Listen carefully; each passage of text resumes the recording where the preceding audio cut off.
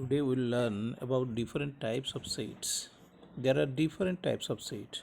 Let's discuss some of them. Empty set. It is a set having no element. Empty set is also known as null set or void set. It is denoted by the symbol phi. We consider an example of empty set. We consider the set of all x such that x is not equal to x. Definitely there is no number which is not equal to itself. Therefore, this set is a null set. We consider another example. We consider the set of all x such that x square plus 1 is equal to 0 for x belonging to the set of real numbers. Definitely there is no real number for which x square plus 1 is 0. Therefore, this set does not have any solution, it does not have any element, therefore it is an empty set. We consider the set of the main of height 10 feet. Definitely this set does not have any man who is of 10 feet height. Therefore, this set is also a null set. We consider another set which is the set of all x such that x square minus 2 is equal to 0 and x is a rational number. Definitely we have no rational number x for which x square minus 2 is equal to 0. Therefore, this set does not have any element. Therefore, this is also an empty set. Now we'll learn about another type of set, that is singleton set. It is a set having only one element. So the set having only one element is called as singleton set. Consider an example. Consider the set of all x such that x is an even prime number which has only one element 2. Therefore, it is a singleton set. Consider another example of set which is the set of all x so that x square is equal to 1, x is greater than equal to 0. This set has only one element 1, therefore it is also a singleton set. We consider the set C which has only one element a. This is also a singleton set. Now we'll learn about another set which is called as finite set. Finite set is a set having finite number of elements. We can count the number of elements of this set and express it in numbers. Let's consider some examples. Let A be the set of vowels in English alphabet. It has 5 letters in it. Therefore, it has 5 elements which is finite. Therefore, A is a finite set. Consider the set B which is the set of days of a week. It has 7 members, 7 elements. Therefore, this set B is also a finite set. We consider the set C which is the set of months of a year. This set has 12 elements which is finite. Therefore, set C is also a finite set. Infinite set. It is a set having infinite number of elements. Let's consider some examples. You know the set of natural numbers. There are infinite number of natural numbers. Therefore, set of natural numbers is an infinite set. You also know the set of integers. You know that there are infinite number of integers. Therefore, set of integers is an infinite set. Similarly, there are infinite number of rational numbers. Therefore, set of rational numbers is also an infinite set. If we consider the set of points on a line or set of points on a plane, then that set will also contain infinite number of elements. Hence, that set will also become infinite set. Cardinality of a set or cardinal number of a set. The number of elements present in a set is called as the cardinal number or cardinality of a set. The cardinality of a set A is denoted by mod A or n of A or O of A as written above. We consider the set phi. The set phi has no element. That means the number of elements of the empty set is 0.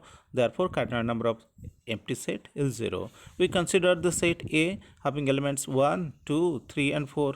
Definitely it has 4 elements. Therefore, this cardinal number of this set is 4. We consider set B having elements A, E, I, O and U. It has 5 elements in it. Therefore, cardinal number of this set B is 5. Now we'll learn about another kind of set, that is equivalent sets. Two sets having same number of elements are called as equivalent sets. In other words, two sets having same cardinal number is said to be equivalent sets. Consider an example. Let's consider the set A, which has elements A, B and C. Another set B is to be considered, which has elements 1, 2 and 3. Here we see that the set A has 3 elements. Set B has also 3 elements. Both of them have same number of elements. That is, cardinal number of A is equal to cardinal number of B is equal to 3. Hence, A and B are two equivalent sets. Now, let's learn about equal sets. What do you mean by the equal sets? Two sets consisting of same elements are called equal sets. Let's consider the set A and set B, where set A consists of elements 1 and minus 1. And set B is the set of all x, so that x square minus 1 is equal to 0, where x belongs to Z. Definitely set B also consists of elements 1 and minus 1. Here we see that A consists of the elements 1 and minus 1. B also consists of the elements 1 and minus 1. That is, both A and B consist of the same elements. Hence, we say that A and B are equal sets. Thus, if x belongs to A implies that x belongs to B, and x belongs to B implies that x belongs to A, then we say that set A is equal to set B. It is to be noted that two equal sets are always equivalent, but the converse is not true. That is, two equivalent sets may not be equal sets. Now let's learn about subsets. If every element of set A is also an element of set B, then A is called as subset of B. We write it as A subset symbol B and read as A is subset of B. In other words, if x belongs to A implies that x belongs to B, then A is called as subset of B. We consider an example. Let's consider sets A and B, where A consists of the elements 1, 2, 3 and 4. B has the elements 1, 2, 3, 4 and 5. Here all elements of A are also contained in B. Therefore, A is a subset of B. It is to be noted that every element of set A are in set A. Therefore, a set A is subset of set A. Similarly, B is a subset of B. It is to be noted that every set is a subset of itself. Similarly, the empty set phi is subset of every other set. Now let's learn about proper subset. If every element of set A is also an element of set B, but there exists at least one element in set B which does not belong to set A, then we say that set A is a proper subset of set B and write it as A proper subset symbol B and read it as A is a proper subset of B. Let's consider the sets A and B. A has the elements A, B and C. B has elements A, B, C and D. Here every element of A is an element of set B also, but the element D belongs to B, which does not belongs to A. Therefore, A is a proper subset of B. We write it as A proper subset symbol and B. Another type of set is superset. Superset, if A is subset of B, then we say that B is a superset of A. We write it as B superset symbol and A. That is read as B is superset of A. It is to be noted that if A is a subset of B and B is subset of A, then we say that set A and set B are equal sets. That is, set A is equal to set B. Now let's learn about power set. The set of all the subsets of a given set is called as the power set of the given set. Let A be a set. The power set of A is denoted by phi of A as written. Example, let's consider the set A having elements A, B and C. Then what are its subsets? Definitely phi is a subset. The set containing element A only is also a subset. The set containing element B is also a subset of A. The set having element C is also a subset of A. Similarly, set having elements A and B is subset of A. Set having the element B and C is also a subset of A. Similarly, set having elements A and C is a subset of A. Similarly, the set having all the three elements A, B, C is also subset of A. Therefore, the power set of A is the set of the set A, set having element A, set having element B, set having element C, set having element A and B, set having element B and C, set having element A and C, and the set having elements A, B and C. We consider the empty set. Definitely it has no element, so its power set will be the set containing the empty set. It is to be noted that empty set and power set of A are not equal. Empty set has no element, whereas power set of empty set is a singleton set.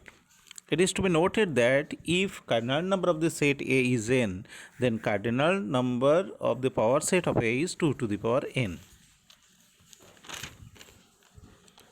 Comparable sets. Two sets A and B are called comparable sets if A is a subset of B or B is a subset of A, or A equal to B. Consider an example. Let A consist of the elements A, B and C. B has the elements A, B, C and D. Here A is a subset of B, therefore A and B are comparable sets. We take another example. In this example, A has elements 1, 2 and 3. B has the elements 2, 3 and 4. Here A and B are not comparable sets because A is not a subset of B.